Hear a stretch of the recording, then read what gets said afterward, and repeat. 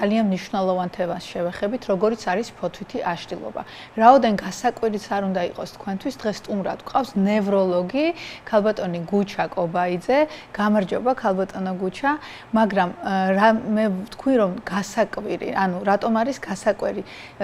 ადამიანი, როდესაც აქვს ფოთვითი აშლილობა, თითქოს პირდაპირ უნდა მიდიოდეს ფსიქიატრთან, ხო? მაგრამ თქვენ გიწევთ ამ პაციენტების მიღება.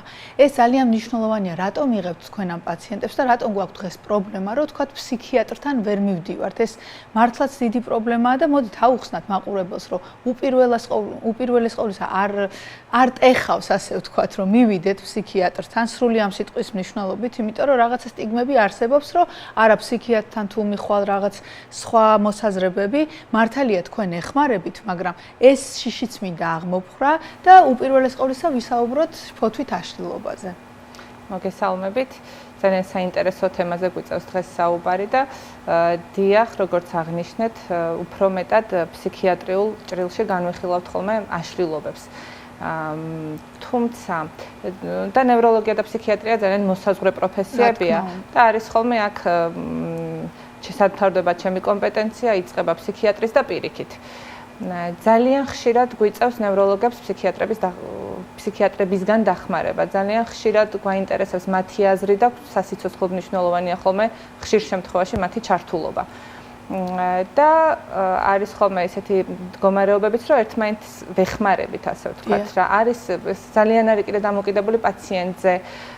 ზოგ პაციენტს რო უხსენებ ფსიქიატრს, მანდ უკვე აღარც შენთან აღარ მოვა, ფსიქიატრთანაც აღარ წავა და ეს პაციენტიც აი ძალიან ნოვი ფრთხილად უნდა მიუდგეთ ამ კონტინგენტს ზოგადად. თუმცა ამ შფოთვითი აშლილობის ხარისხებიც განსხვავდება. რიგ შემთხვევაში აბსოლუტურად საკმარისია ხოლმე ნევროლოგი თავისი კომპეტენციით და რიგ შემთხვევაში აუცილებელია ფსიქიატრის ჩართულობა და ადამიანის სტიგმა სამწუხაროდ ჩვენ ქვეყანაში ისევ არსებობს და ადამიანს აი რაღაცა ამ კონსულტაციის განმავლობაში ხვდებით ხოლმე ვისთან გვაქვს საქმე. უნდა ვუფრთხილდეთ თუ პირდაპირ შეგვიძლია გავუშვათ ფსიქიატრთან. თუ 1-2 ვიზიტი დავგეგმოთ ჩვენთან, მოვამზადოთ, შევამზადოთ და ნელ-ნელა აი ესე რაღაცა შეჩვევის პროცესში გადავიყვანოთ ფსიქიატრთან. რადგან შეიძლება ბევრის აღება მოგვიწიოს ჩვენ თავზე და დავაზარალოთ პაციენტი, რაც რა თქმა უნდა არაფრით არ შეიძლება.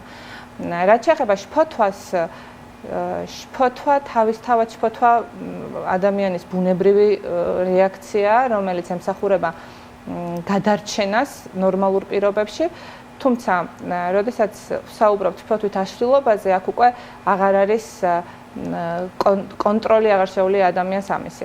რო ვთქვათ, რო დავარქვათ მდგომარეობას გენერალიზებული შფოთვითი აშლილობა, ამისთვის ადამიანს უნდა ქონდეს ყოველდღიური გადაჭარბებული და უკონტროლო, ან ძნელად კონტროლირებადი შფოთვა, რომელიც გრძელდება 6 თვის განმავლობაში.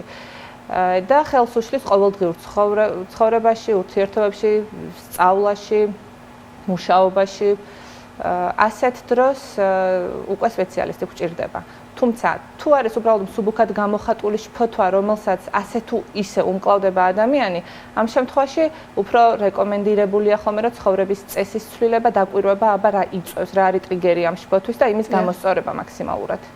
მაგრამ იცით რა არის? აი თქვათ როგორ უნდა მიხვდეს ადამიანი, რომ აი ვერ ერევა, ყველას ქონია რაღაცა დეპრესიული მომენტები ჩვენ ცხოვრებაში ან შფოთი, მაგრამ როგორ უნდა მიხვდე, რომ მე მჭირდება უკვე ნევროლოგთან ვიზიტი, თქვათ აი მივიდე რა სიმპტომი უნდა იყოს, ან რას ვეღარ უნდა მოვერიო, ან თუ არის ესეთი თქვათ თვითნებურათაც ალბათ იღებენ რაღაც რეკომენდაციებით მედიკამენტებს, აი ამაზე უფრო ღრმად რო ჩავშალოთ, რა როდის უნდა მოვიდეს თქვენთან პაციენტი? როგორც წესი, ახლობლები უფრო მალე ხვდებიან ხოლმე, რომ პაციენტს ჭირდება, ადამიანს ჭირდება დახმარება. როდესაც აი ამ შფოთვის გამო თავს არიდებენ სხვადასხვა აქტივობებს, აღარ გადიან სახლიდან, აღარ მიდიან რაღაც წვეულებებზე, მეგობრებთან, როგორც წესი არის ხოლმე აი ეს გამშვები მექანიზმი არის ხოლმე სოციალური სხვადასხვა არაკომფორტული გარემო და ეშინიათ, რომ იქ არ გახდნენ ცუდად. და ამის გამო თავს იკავებენ და ჯდებიან სახლში. ან აი ამ სახლში ყოფნის განმავლობაში იწყებენ სხვა ადამიანებთან ისა წვეტენ სხვა ადამიანებთან ურთიერთობას არიან მხოლოდ სახლში, აიკრიატებენ ერთ რომელიმეს, ვისთანაც იწყებენ მუდმივად რეკვას, რომ აი ვკვდები, ეხა ეს დამემართა, ეხა გული ამიჩქარდა და რამე ხო არ მომივა. ხშირად არის ხოლმე რომ გონებას ხომ არ დავკარგავ. როგორც წესი, აი პანიკურ შეტევამდე როდესაც მიდის ადამიანი, როგორც წესი პირველ რიგში სიკვდილის ეშინია მაგ დროს.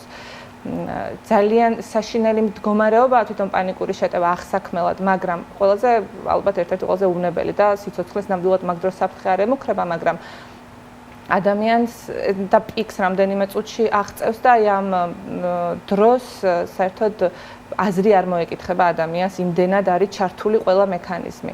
და ფიზიკური გამოვლინებები აქვს ამას და ძალიან რთულია ასეთ დროს ადამიანს უთხრა რომ არა შენ კარგად ხარ და არაფერი როდესაც მართლა თაუბრუ ეხვევა ოფლიანობს დაბუჟებულია გული აჩქარებული აქვს თქვა გახშირებული აქვს ფიზიკურად ცუდად არის ძნელია ასეთ დროს დააჯერო რომ ცუდად არ არის შესაბამისად ეს არის მულტიდისციპლინური მიდგომა სჭირდება და თითოეულ ადამიანს ძალიან ინდივიდუალური მიდგომა, რომ აი ამ მძიმე ჯაჭვიდან გამოვიყვანოთ. იცით, აი ძალიან გავს ახლა ეს სიმპტომი, თქვა დეპრესია. სხვა ზოგი ვერ ხვდება, აი თქვა დეპრესია და შფოთვითი აშლილობა. რა განსხვავება ამ ორ შორის, დეპრესიასა და შფოთვით აშლილობას შორის? შფოთვითი აშლილობის დროს ადამიანს შიში აქვს მომავლის, რომ რა მომივა, რა მოხდება, რა იქნება. დეპრესიის დროს ხვალინდელ დღეზე ადამიანი არ ფიქრობს როგორც წესი. დაქვეითებულია დეპრესიის დროს ყველაფერი. გუნებგანწყობა, მადა, ძილი, სიამოვნების მიღება და შფოთვის დროს პირიქით მომატებულია, აჟიტირებულია, ვერ წყნარდება, ვერ მშვიდდება, ადგილს ვერ პოულობს. დეპრესიის დროს ანადინამიურია. და ასაკობრივი ჯგუფები როგორ არის ამ დროს? აი ასა შფოთვითი აშლილობის დროს დღეს ძალიან ფართოდ არის უკვე მე თვითონაც ვხვდები როგორც ექიმი ვთქვათ, მე ანესთეზიოლოგი ვარ, მაგრამ როდესაც პაციენტთან მაქვს შეხება და სინჯა უკვე ვხვდები რომ ვთქვათ სხვა პრობლემაც აქვს და სასურველია რომ ვთქვათ მივიდეს ნევროლოგთან, მაგრამ აი ასაკობრივი ჯგუფები ხა თქვენთან რომელი ასაკობრივი ჯგუფი უფრო მოდის, რომელი უფრო მოგმართავთ? ჩემთან როგორც წესი 25-დან 45 წლამდე აი ეს პერიოდი და პენსიაზე რო გადის ადამიანი, მუშაობას, თითქოს ფუნქციას რო კარგავს, ეს ეძახიან ხოლმე თვითონ, რომ თითქოს ფუნქცია დავკარგე, ამ დროს ეწყებათ ხოლმე ეს შფოთვები და დეპრესია, გუნებგანწყობის დაქვეითება. მე 15 წლიდან ვიღებ ზოგადად პაციენტებს და მაგას აქშიც არის, აი ეს პუბერტულ პერიოდში სხვადასხვა შფოთვითი პრობლემები. მაგრამ ყველაზე ხშირად მაინც ალბათ, როდესაც ადამიანი იწყებს დამოუკიდებელ ცხოვრებას, იწყებს ახალ სამსახურს, პირველად იწყებს სამსახურს, რაღაც ვალდებულებებს იღებს თავის თავზე, რაც აქამდე არ ქონია, ამ დროს არის ხოლმე გამოხატული. და სამსახურს რო კარგავს მაგ პერიოდში, ან საერთოდ მოდის სამსახურიდან. დავკარგე ფუნქცია, არა და მანდაც აი მთავარი არის ხოლმე რომ გადმოერთოს სხვა ცხოვრების სტილზე, რომ ან 1000 რაღაც არსებობს, რისგან სიამოვნების მიღება შეიძლება. ფუნქცია დაკარგა, სხვას ვეღარ ემსახურება, მაგრამ ფანტასტიკური პერიოდი დაიწყო, საკუთარ თავს უნდა ემსახურო უკვე. მაგრამ იმას დრო ჭირდება ხოლმე პერიოდი, საუბრები, რიგ შემთხვევაში მედიკამენტი. ფაქტობრივად სიახლის შიშით შეიძლება დავარქვათ. ხო, ეხლა სიახლე შეიძლება იყოს დადებითი და შეიძლება იყოს უარყოფით, მაგრამ აი ეს შიში, როდესაც არის, ეს ხო ემოცია ერთგვარი, ეს შიში, ეს ძამნიშნული, მე უკვე შფოთში გადადის ეს შიში, ალბათ უკვე რომ ჩაუღრმავდები ფიქრებს, ასე ვთქვათ, ალბათ ყველა ადამიანს ქონია ესეთი მომენტი. ეხლა რომ ვფიქრებდი, ალბათ მეც მქონია ჩემ ცხოვრებაში, მაგრამ მე რაღაცნაირად ერევი ამას შენ თვითონ. კარგით, აი თუ ვერ მოერიე პირობითად, აი მკურნალობის რა მეთოდები არსებობს? თქვენაც ძალიან ეგ არის absoliutat ფიზიოლოგიური შფოთვა, რაც რა თქმა უნდა დამეუფლოს. ახლა ხვალმე თუ გამოცდა მაქვს და ზეგ და დღეს მშვიდად თქვენთან ერთად საუბრობ და საერთოდ თუ არ მაქვს შფოთვის განცდა არ ვიმეცადინებ, არ მოვემზადები, ხო? ანუ აი შფოთვას აქვს ძალიან დადებითი მნიშვნელობა სინამდვილეში. თუ რაღაცა სტიქიური უბედურება, მე შფოთვა თუ არ დამეუფლა, შეიძლება შევეწირო ამ ამბავს, უნდა გავიქცე, ხო? რაღაც აი ამ ნორმალურ პირობებში ასე ხდება, მაგრამ როდესაც ეს არის უკვე აშლილობა, როდესაც უკვე ვეძახით, რომ ვამბობთ, რომ პრობლემაა, თანამედროვე მიდგომა არსებობს ორგვარი. პირველი ეს არის პირველი მაინც შფოთვასთან მიმართებაში არის კოგნიტურ-ქცევითი თერაპია, ფსიქოთერაპიის ერთ-ერთი მეთოდი და ფსიქოლოგების როლი უდიდესია შფოთვითი აშლილობის შემთხვევაში. ეს არის თერაპია, რომლის იდეაც არის, რომ ადამიანმა ისწავლოს რის გამო რა იწევს მის კონკრეტულ შემთხვევაში შფოთვას, რომელი ქცევა, რა აზრები იწევს ამას, შეცვალოს ეს ქცევა და აზრები და შემდეგ აი ამ რეაქციების მართვა ისწავლოს.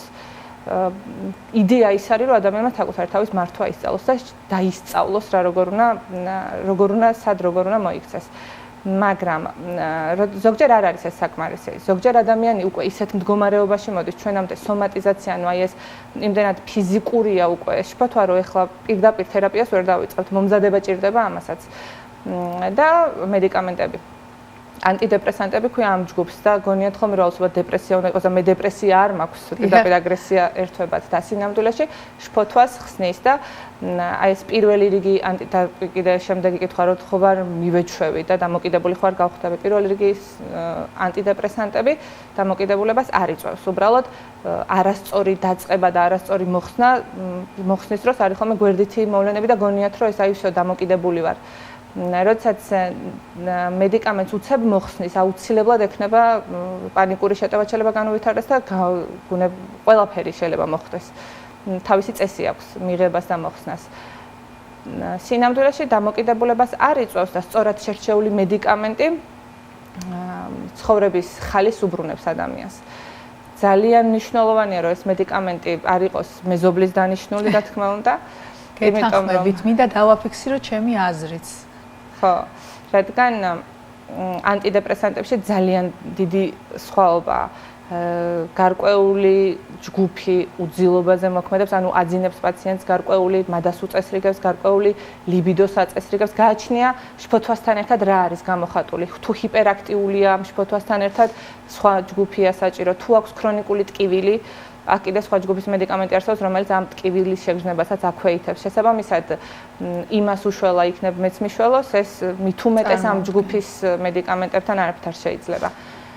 და რიგ შემთხვევაში გვჭირდება მედიკამენტი და ეს თერაპია ერთად. გამოსავალი როგორი? გაქვთ აი თქვათ მკურნალობის შედეგ, ეს კომპლექსური მკურნალობაა, იმიტომ რომ თან ფსიქოლოგია ჩართული, თქვენს ხართ ჩართული და აი გამოსავალი რამდენ ხანში დგება დაახლოებით და რამდენი ხანი გასტანს? პირველ რიგში აი მედიკამენტს რო შევხედოთ, მედიკამენტზე რო ვისაუბროთ, არც ეს ჯერ მსოფლიოში არ გამოუგონიათ ესეთი მედიკამენტი, რომელსაც ეფექტი მაშინვე აქვს. ანტიდეპრესანტებს რო ჰქონდეს ეფექტი, ანტიდეპრესანტული კი საძილე ეფექტი მალე ექნება, მადეს მალე მოაწესრიგებს, მაგრამ რო ჰქონდეს ანტიდეპრესანტული და შფოთვის საწინააღმდეგო ეფექტი, 2-3 კვირა მაინც სჭირდება, რომ ეს დაგროვება მოხდეს და შედეგი გქონდეს. ყველანაირი შფოთვა და ყველანაირი დეპრესია მართვადია, აბსოლუტურად ყველა შემთხვევას ვერევით. არ არსებობს ის რომ ვერ განკურნო ადამიანი, შეუმსუბუქებ ყველაფერს და მართვას ასწავლის. შეიძლება რიგ შემთხვევაში შფოთვა ფონად დარჩეს, მაგრამ ამასთან ერთად ცხოვრება სწავლობს და ეს ხელს არ უშლის იმაში, რომ სრულფასოვნად იცხოვროს ადამიანმა.